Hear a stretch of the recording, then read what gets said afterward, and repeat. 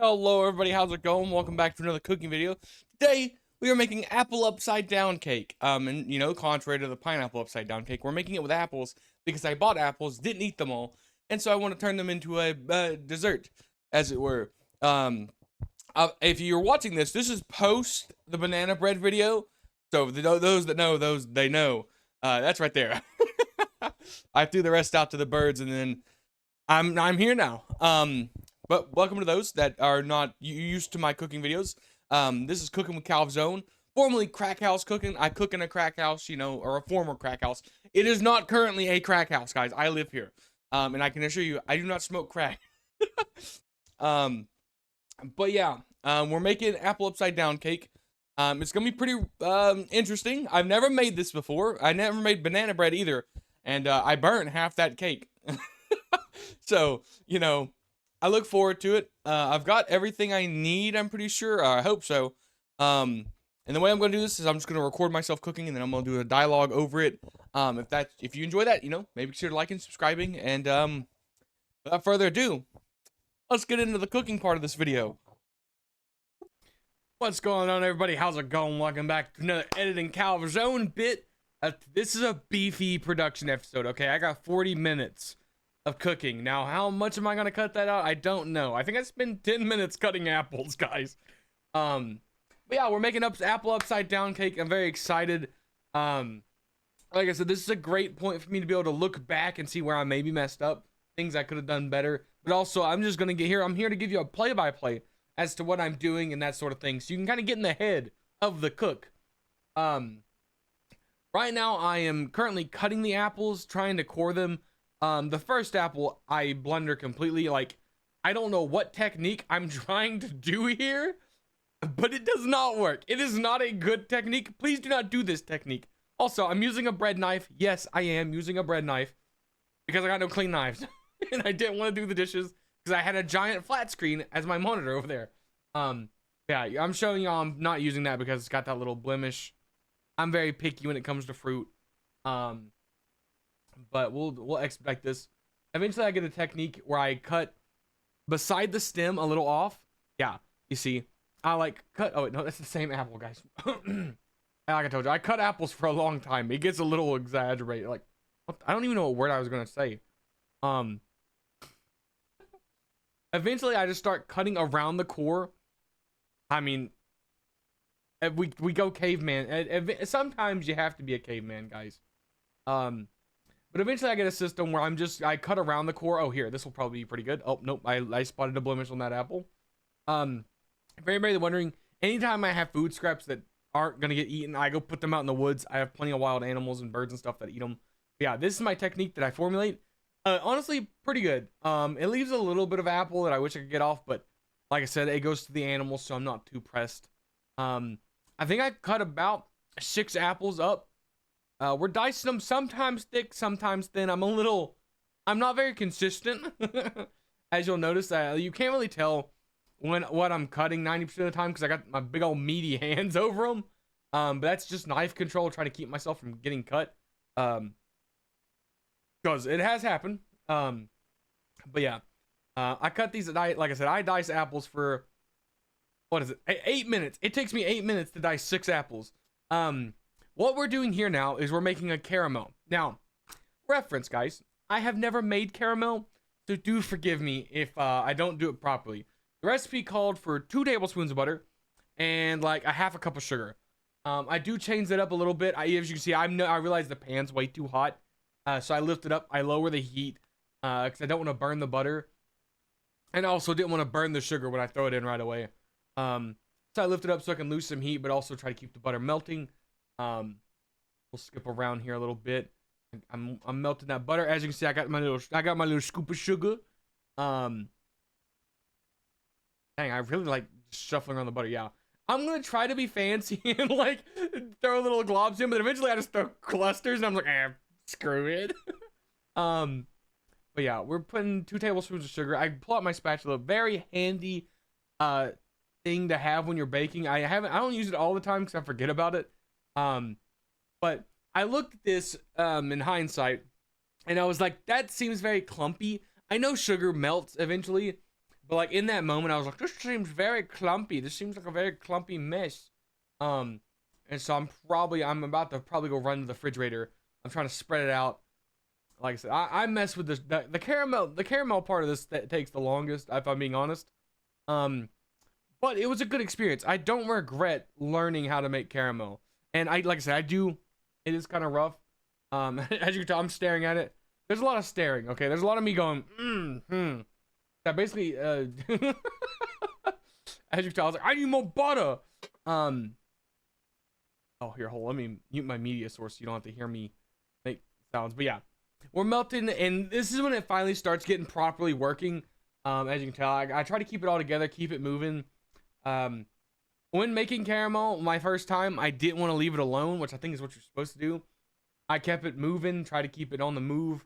But what that did mean is that there's like 15 minutes of me just smacking around sugar and butter. But you can tell eventually I start letting that. I think I'm messing. Oh no, I've got my hand on my hip. I'm hitting the signature mama cooking pose, dude. But yeah, we're letting the thing. Honestly, this is very satisfying. If you've never made this, this was very satisfying to mess with. I forget what I'm doing now, but you can tell it starts to brown right here in the like left hand corner of that pan. I start to put a hustle. Oh, I know exactly what I'm doing. Okay, so during this, I begin to try to get my dry ingredients prepared, or I try to get all my dry ingredients together. This starts baking. I'm running around. I'm getting stuff ready. It's browning. I'm like, oh, it's browning. It's browning. I'm looking at it. And I'm like, I don't know if this is straight caramel, or not. Like, cause like I said, it looked very liquidy. And I can only guess I added a bit too much butter, and the butter was kind of separating from the sugar mixture. And also, I guess liquids don't stick to the spatula, because that's what was throwing me off. I was expecting caramel to be nice, sticky and stuff, and it wasn't really sticking to the spatula when I scooped through it. But I do let it get quite brown. As you can tell, I'm like messing with it. I'm like, it seems pretty liquidy. I decided that's brown enough, like as far, because like I said, it only said to brown it. It didn't say what to do afterwards. So I figured that was brown enough, and I took it off. I don't know what that sound was. I added more sugar. That's what I did. Yeah, because like I said, I figured it was too liquidy, and so I was like, oh, we'll add some sugar to thicken it up, because you know that always works, and it did. It didn't turn out too bad. As you can tell, I'm still scooping it around. I put it to the side. I'm gonna, like I said, I used the fork to test it, and I very quickly realized I put that to my tongue. If you guys have never put molten hot caramel on your tongue, it burns. It burns your tongue. As you can tell, I'm like, oh, this hurt. And I noticed there's a patch of sugar I haven't broken down. So I go about breaking that down, and I got a little clump of caramel I can't get off the fork. It actually makes a really cool kind of shape on the bottom of my fork. Oh, I'm messing with the oh no, it's the apples. Why was that so liquidy? I don't know. I combined the apples. The pan was way too small, by the way. This was a small pan. I was like, oh, it's 4 apples. It can't be that much. It's a lot of apples, guys. It takes up the entire pan. I throw apples everywhere trying to get this all mixed up. But I get those apples mixed up, and it looks pretty rough, if I'm being honest. It looks like there's hardly enough caramel for all those apples. There's a lot of this. There's a lot of me just standing over the apples. Oh, that was me. Hold on. I thought it was pretty cool. Yeah, that was the cool little formation I got. This is like where the caramel had cooled down. I don't know what I was doing with that fork. But I noticed it. I'm like, oh, what is this? And I'm like, huh? What? Look. Uh-huh. Yeah. I'm gonna skip through here because it's just me letting the apples kind of cook down and get soft, and then they're liquid. I'm basically cooking the moisture out of the apples. But we get them cooking. I'm looking at the other apples. I throw the apples outside. I come in here. We've basically got all the moisture, as much moisture out of the apples as we can, and it kind of mixes with the caramel. And eventually I get to the point where I'm like, okay, it's just gotta sit there and cook for like 15 minutes. So I begin making the dough. Fun fact, this required 2 teaspoons of baking powder, which was quite a lot. I was very shocked by how much baking powder it is. And it also only called for 3/4 cup of flour. Now, you may be wondering, well, Calvin, that seems like a very small amount of dry ingredients for a cake. You would be right. You would be well in your assumption that that's not enough dry ingredients for a cake. What I'm looking at there is I'm like, oh, it requires cornmeal. And I go, okay, let me go get my cornmeal. Maybe not. I don't know what. I'm having a brain fart. But guys, let me just remind you. Oh, I'm looking for a bowl. That's what I'm looking for. I'm looking for a separate bowl because it wants me to put boiling hot water in with some cornmeal. You see? Okay, a separate dry. Guys, cornstarch is not cornmeal. They both have corn in the name, but they are very different things. And the Bacon Calvin is very upset that he did not realize that until now. And so we had to pull an audible. I had to on the fly adapt the recipe as I suddenly did not have half of the ingredients they needed me to have. A big portion of this thing was just having cornmeal. Like cornmeal is another part of the cake. I did not have that.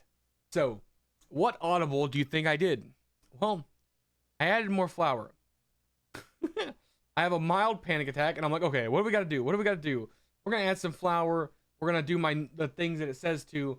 It wanted more butter. It wanted butter, sugar, and vanilla and eggs as usual. It's like in the normal. It's the staple for baking goods is butter, sugar, eggs, and vanilla in my measuring cup. That's how I get like I said, it's just very good for me because I can put my butter in there, it melts, and then the sugar will dissolve in that butter mixture, and then I can drop the vanilla in there, and then I can drop the eggs in there, mix it all together, and then I can hold the cup and pour it into my dries. But yeah, I have a mild panic attack trying to figure out what I'm doing. I just bumble around for a bit. I have to wait for these apples to finish. I think they're getting pretty close.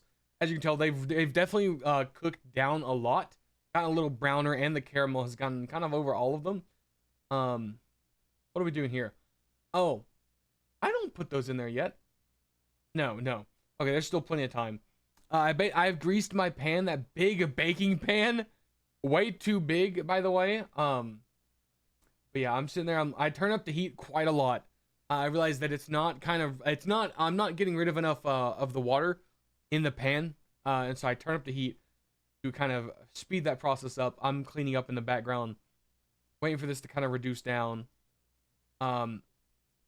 Eventually it gets enough. Where I'm like, you know what? This is fine. This is me checking how liquidy it is. I'm like tossing it around. I'm not seeing a lot of liquid. And so I deem we are good. This is also me just making sure. I do a little lean test. All the jazz, guys. All the jazz. And then with my fancy camera work, I'm going to move us. And then, so the upside down cake, obviously you put the apples in first.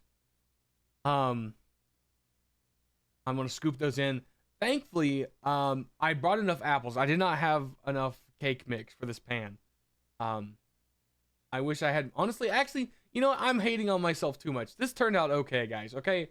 It turned out pretty dang good. But I spread out the apples. We get all the apples spread out. And then it's time to make the dough. As you can tell, the stuff started separating in there because it had been sitting for a little longer than I expected. But we're going to get that in there. We're going to get it nice and mixed up. I'm holding it in front of you because I'm such a good I'm such a good chef, guys. I'm making sure that y'all can see me mixing all that stuff. I get it nice and mixed. I'm going to pour it over our apple mixture. Which honestly, like I said, we have just enough. I said the pan was too big. It could have been a little shorter. And honestly, it probably would have... I think it was probably the best size it could be. Because otherwise, there would have been too much apple per square inch of the cake. But yeah, I basically scrape out all the excess batter, kind of smooth it over, make it a little nice and pretty. Try to make sure the apple's covered completely because we don't want just raw caramel apple. I mean, that would probably be pretty good, but yeah, there you go. And he's gonna throw that in the oven, and it's gonna bake at 350. It said for 30 minutes, guys. We did not bake for 30 minutes. But that's it. Thank you guys for watching this segment. I'm gonna toss you back to cooking calzone. I'll see you. How's it going, everybody? How's it going? Oh my, I think I turned myself up. Well, I guess I didn't. Um, we've been cooking for about 25 minutes, but the top of my cake looks like scrambled eggs, and so I wanted to pull it out. To take a peek at it. Let's get through that.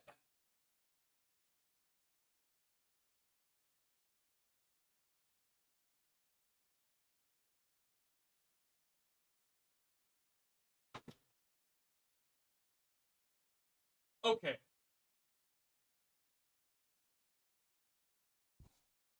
Okay, guys, you ready for the reveal? That doesn't look terrible.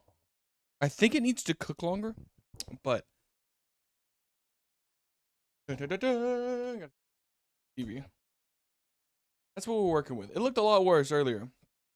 It's brown on top. Honestly, it looks pretty done, if I'm being honest with you. Like, it looks pretty good. I'm gonna get a chopstick because those are my toothpicks in the house. We're gonna stab in the middle. Stab it again. Stab it a third time. Nothing. All 3 times. Maybe asking, then why did you just bite that chopstick? Well, that's because I'm me. Okay. We don't let things cool down. Do I got a spoon that's free? No, I don't got a clean spoon, because why would I have a clean spoon? Guys. Do I want to use I think a plastic one will be fine. Here, hold on. Okay. We're gonna use my tablespoon, my 1/2 tablespoon, to test this out. I'm going to we'll frame it. I don't want to mess with the thing. It smells all right. There's no unique smell to it. I'm gonna snag this corner. Okay. Actually, wasn't I supposed to turn this over? I think I was supposed to flip this. Guys, did I just make it back? Did I just upside down the upside down cake? I don't know, but look at this bite. Listen. It's not gonna focus. Got steam rolling off it, so I'm a bit worried, but also I've been cooking from 5 in the morning to it is now almost 10 o'clock. That's how you know I'm in the kitchen, baby.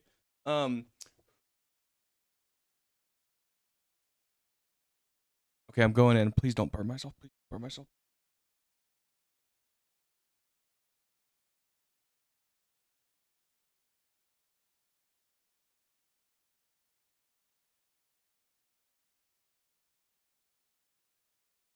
Hey guys, that was really hot. That was really hot.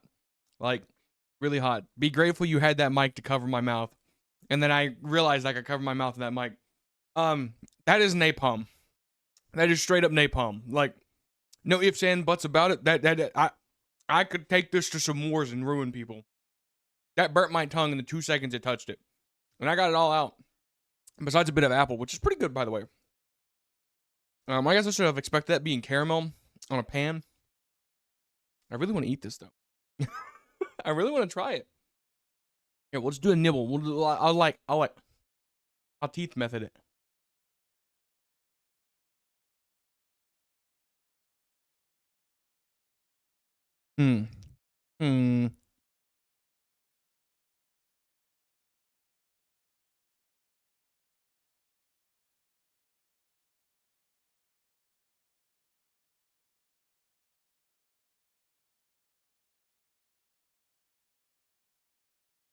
Okay. One thing I forgot to mention is that you may have noticed in the cooking video, I showed you cornmeal or cornstarch. That's because you require cornmeal, which I don't have. So I had to, I'm sure Editing Calvin has already brought this up and talked about it at an extensive length. But the cake is good. Even when I had to go crazy and make a homebrew cake from like, I had to jump off the recipe, make a new cake. That cake, not bad. Pretty good. The apple and the caramel, I can't really taste the caramel. To be fair, I've never really made caramel from scratch. So, I was a bit out of my element. And, maybe it's because I burnt my tongue. I couldn't really taste it. I did taste the apple. The apple's good. It's really just an apple cake if you think about it. And, both those flavors are here pretty strongly and pretty good. I'm gonna go in for another bite just to make sure.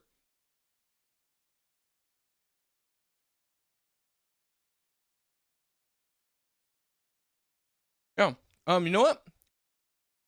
Just for you guys, I'm gonna flip this cake over. Yeah. Yeah, you didn't know I was gonna do that, huh? Let me put y'all down. Let me flip this cake over.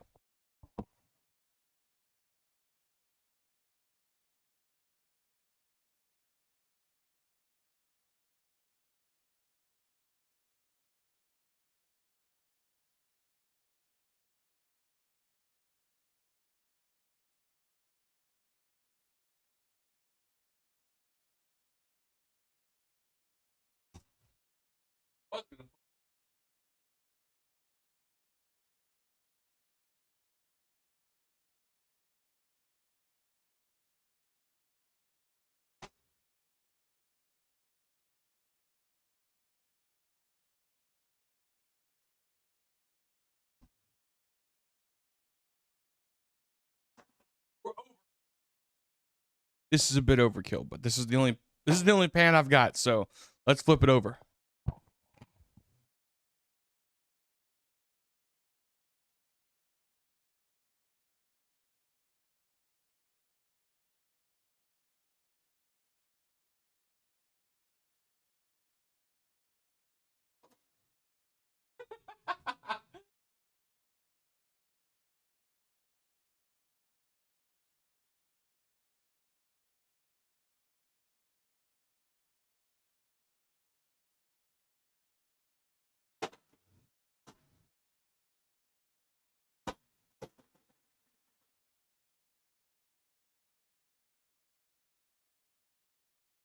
Oh, I took off the gloves.